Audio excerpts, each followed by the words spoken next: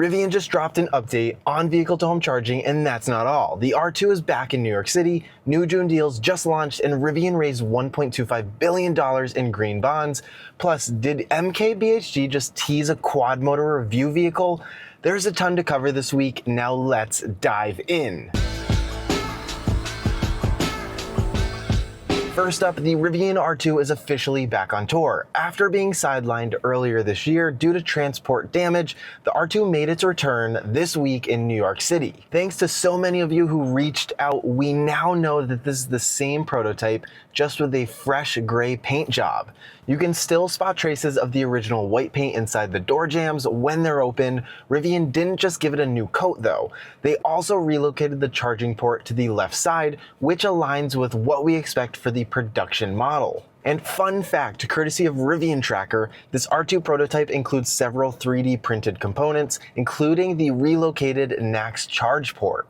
Instead of redesigning the entire panel, Rivian 3D printed a new driver's side rear section to test fit the port in a spot that better aligns with Tesla's supercharger layout. When asked about the color, Rivian said that they're still experimenting and this one doesn't even have an official name yet. So here's my question for you. What should Rivian call it? My first thought was New York City Slate, since it's made its debut right there in this city. But I'd love to hear your ideas in the comments down below. Who knows, maybe Rivian will take notice and pick a name from the community. If you're hoping to catch R2 in New York's meatpacking district, you've got only one more chance tomorrow, Saturday the 7th.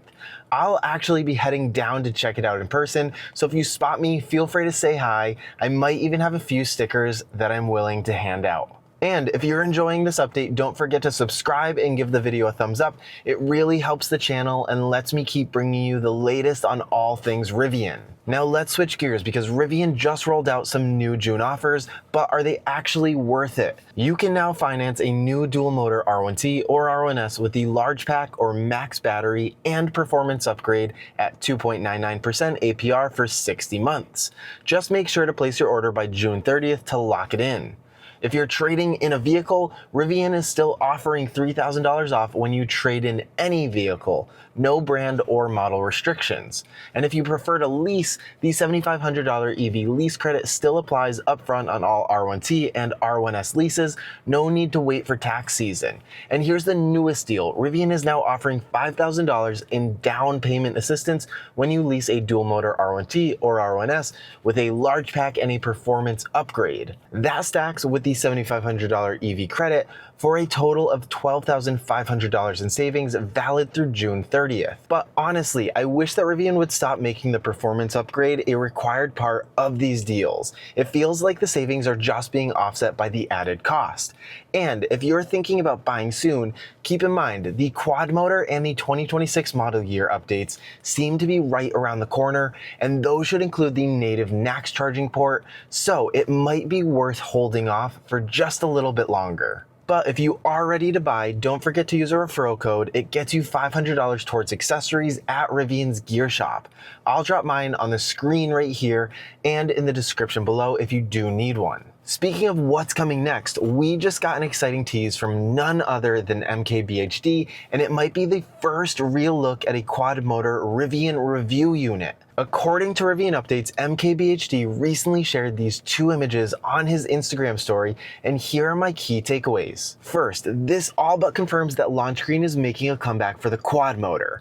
Second, we now have an early look at range estimates. At 79% battery, it shows 247 miles. At 100%, you get 312 miles in all-purpose mode. In conserve mode, you can likely expect even more. That's around 25 more miles than the Gen 1 quad, which makes sense given the new Ascend motor platform. But let's be honest, if you're buying the quad, you're probably not doing it for the range. It's all about the speed and performance. And the fact that MKBHD already has it in hand, that strongly suggests that quad motor launch is just weeks away, maybe even later this month. And while the quad will get the spotlight, Rivian just made a $1 billion move behind the scenes. Let's talk about their new green bond sale. Rivian is borrowing money from institutional investors, promising to pay it back by 2031 with interest. The goal is to pay off their existing $1.25 billion in floating rate debt maturing in 2026. So they're swapping short-term, probably more expensive debt for a longer-term, more stable option.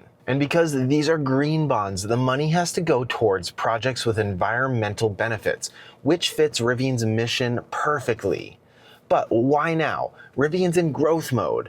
But with rising costs, especially from tariffs on lithium-ion batteries, that becomes a challenge. So rather than dilute shareholders with a stock offering, this move gives Rivian more financial breathing room as they ramp up production heading into 2026 of R2. Now, I'm not overly concerned about this move. In fact, it's a smart way to avoid dilution and lock in stable financing.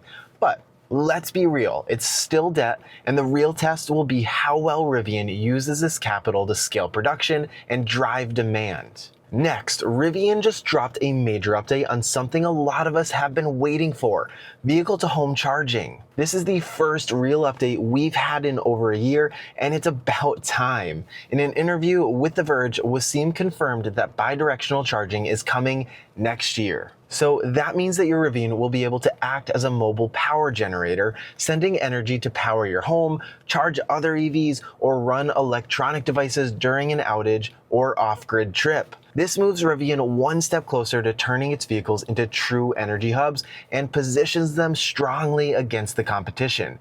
The best part, this should apply to both Gen 1 and Gen 2 vehicles. In my opinion, the newly released Energy App 2.0 lays the perfect foundation for this feature. It's a big step forward and a clear signal of what's coming. But just one request, Rivian, please don't make us wait another year for the next update. Lastly today, Rivian dropped some new items in the gear shop, including a few themed around our favorite digital security guard, GearGuard Gary.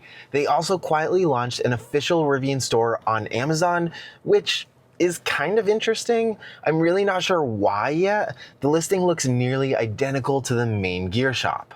New additions include kid-friendly apparel, accessories, and some fresh vehicle gear like floor mats and the R1S storage organizer, and so much more. You can check them out on Rivian's site or through the new Amazon storefront.